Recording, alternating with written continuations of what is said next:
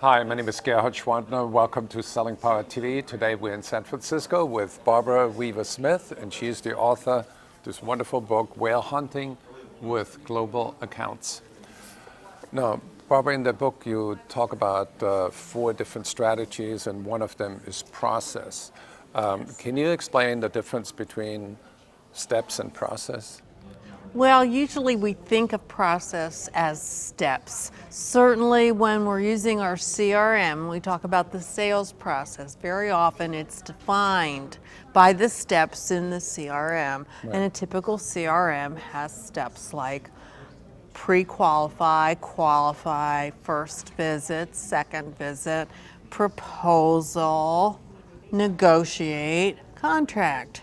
Right. But when you're doing whale-sized deals with very big customers, global customers, your sales process may be 18 months, it may be 2 years, could be longer than that. I mean, we're talking about multi-million-dollar Right. contracts in many cases. So the distance between 2 of those steps, like proposal and contract, may be a year and a half.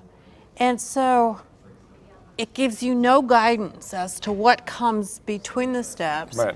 It gives you no predictability about the likelihood of closing the sale. So it's not a management tool. It's not a training tool. It doesn't tell your salesperson what to do next. So it's not helpful.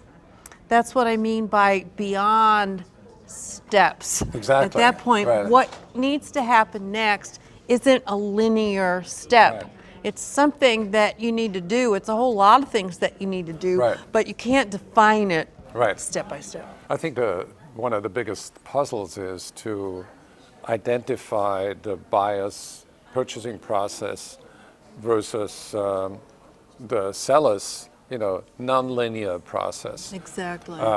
And how do you align those? Well, I think that the best way to do it is for the buying company to have very good protocols for how they will proceed. And most of the buyers, they may have a very clear procurement process, but the end users are not professional buyers. They're going to buy one time or 2 times in the course of their experience with this company. So they don't really know how to do it, and they're afraid. They're very afraid of making a mistake.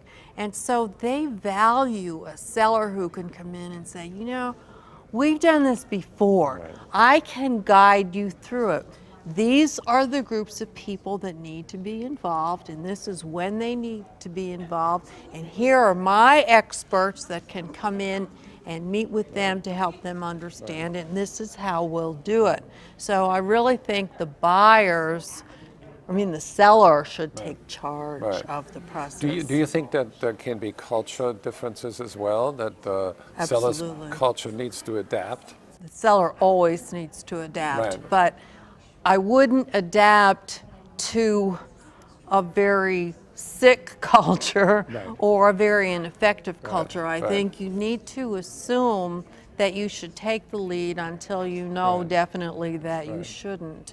And if you discover that the process is really one that you can't work in, that's a sign that maybe you should step away. So would you say that there's not just creativity necessary to shape the proposal, but also creativity necessary to guide the dynamics within the customer organization in a way that there's a positive outcome?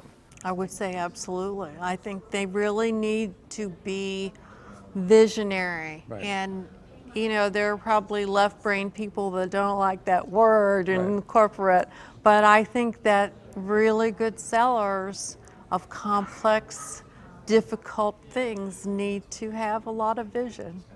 Well, Barbara, I can't thank you enough for giving us a little glimpse of the content of your book, Whale Hunting with Global Accounts. Thank you so much. Thank you so much. It's been my pleasure.